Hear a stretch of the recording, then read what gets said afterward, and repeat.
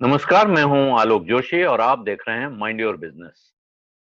आपसे आग्रह है कि इस वीडियो के लिंक अपने मित्रों परिचितों के साथ जितने ज्यादा से ज्यादा शेयर कर सकते हैं शेयर करें। और अगर अभी तक आपने मेरा यूट्यूब चैनल वन आलोक जोशी सब्सक्राइब नहीं किया है तो सब्सक्राइब का बटन भी दबाते चलें और साथ में घंटी भी बजा दें ताकि जब भी मैं नया वीडियो डालूं या नया लाइव करूं तो आपको खबर मिल जाए। आज हमारे साथ हैं एक मेहमान संदीप जैन ट्रेडसेफ सिक्योरिटीज के, और हम चर्चा करेंगे रिलायंस इंडस्ट्रीज के नतीजों पर। लेकिन उनसे बात करूं इससे पहले मैं जरा एक नजर में आपको बता दूं कि रिलायंस के नतीजों में है क्या। तो 40% के लगभग 39% के आसपास प्रॉफिट में गिरावट आई है। यह Q4 का रिजल्ट है। पिछले साल की चौथी तिमाही के मुकाबले इस साल की चौथी तिमाही में 6,348 करोड़ रुपए का मुनाफा दिखाया है कंपनी ने।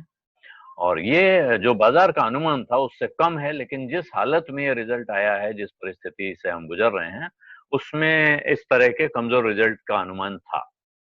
साथ में रिलायंस इंडस्ट्रीज ने अब तक का सबसे बड़ा राइट्स इशू लाने का ऐलान किया है, जिसको mother of all equity fund raising कहा जा रहा है।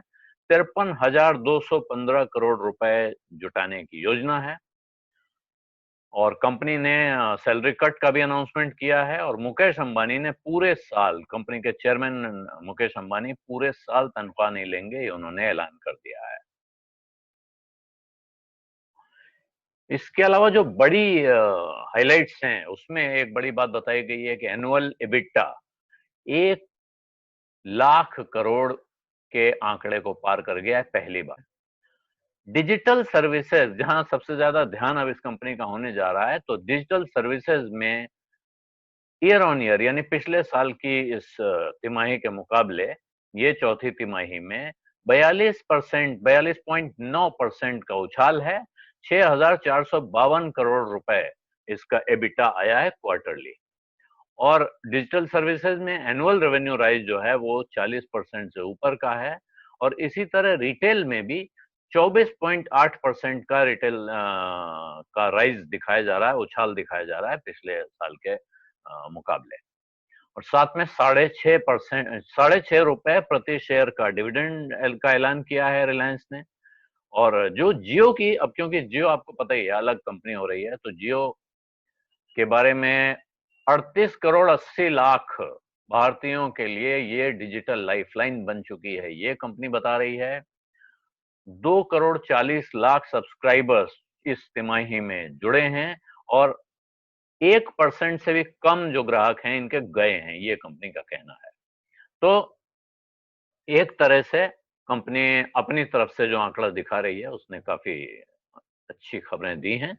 लेकिन ये रिजल्ट जानकारों को कैसा लग रहा है, वो क्या कहते हैं इस पर, और माइंड योर बिजनेस पर रिलायंस इंडस्ट्रीज के नतीजों को एनालाइज करने के लिए हमारे साथ हैं ट्रेडसेफ सिक्योरिटीज के संदीप जैन। आप लोग जानते हैं इन्हें, वर्षों से देख रहे हैं, ये बड़ी कंपनियों के नतीजों पे इस तरह से प्रतिक्रिया देते हैं।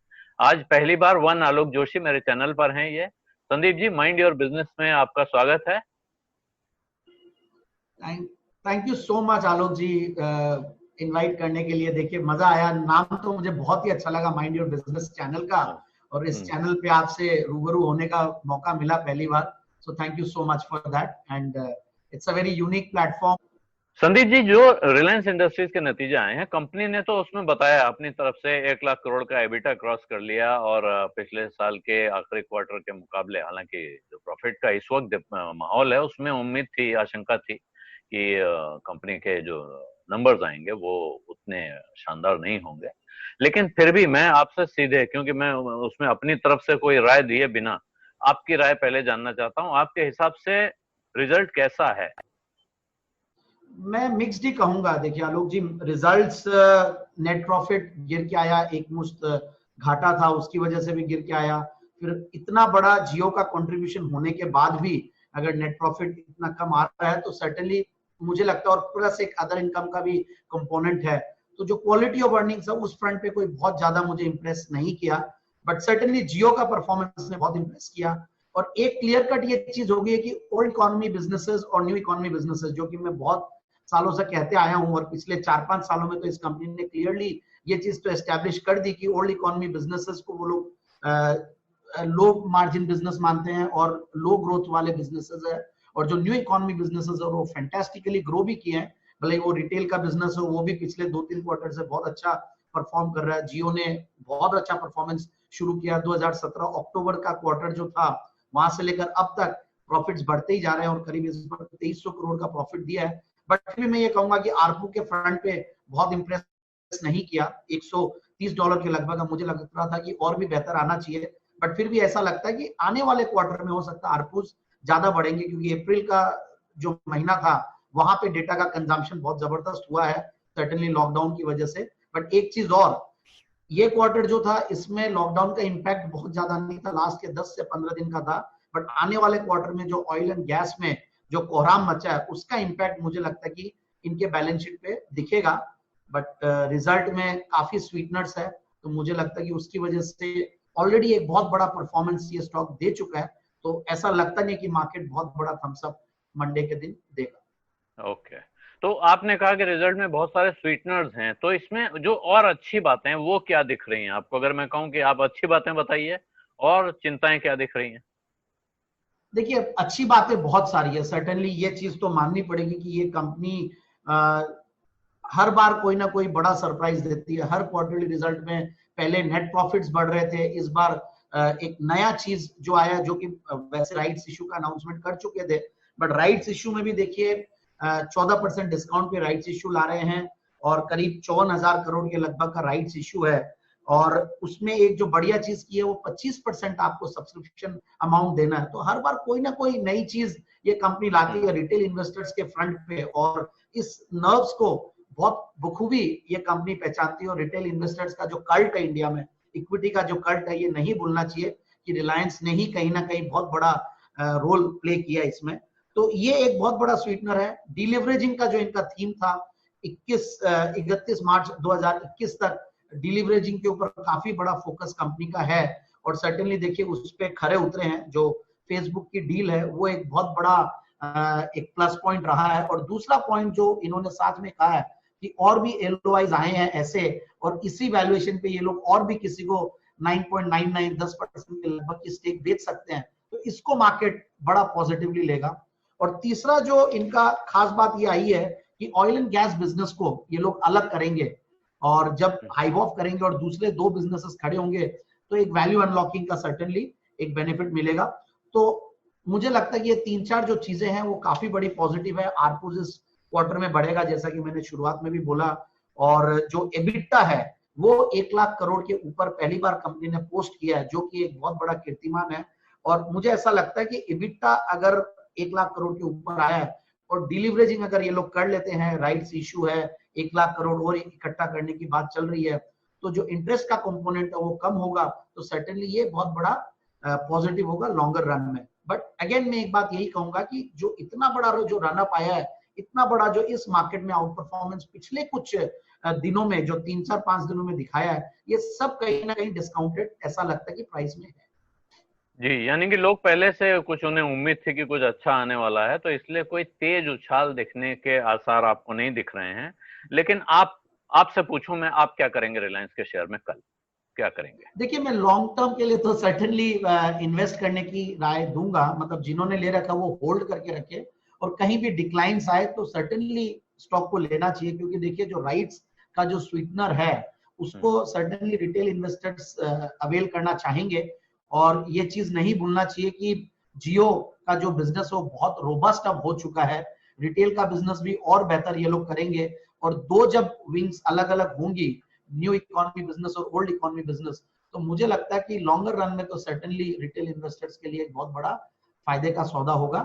बट शॉर्ट रन में और ट्रेडर्स लोग के लिए मैं ये बोलूंगा कि एक बार बहुत बड़ा मूव दे चुका है, और मार्केट्स अगर ब्रॉडर मार्केट्स नहीं परफॉर्म करते हैं, कल को लॉकडाउन खुलने के बाद रिवाइवल नहीं दिखती इकोनॉमी में, और सारे इश्यूज भी आएंगे सामने। अभी तो क्या लॉकडाउन के दौरान एक बेनिफिट ऑफ डाउट रहता है, भ्रम बना रहता है कि चीजें कितनी बुरी होगी वो नहीं पता।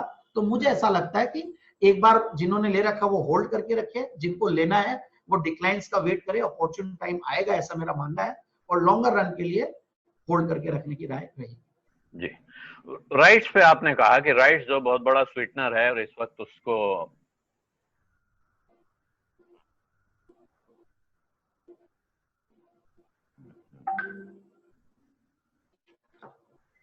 राइट्स का जिक्र किया और कहा कि ये बहुत बड़ा स्वीटनर भी है ये राइट्स, लेकिन मैं जब राइट्स का आंकड़ा देख रहा हूं तो मुझे जब रिटेल इन्वेस्टर की नजर से देख रहा हूं 15 पर 1।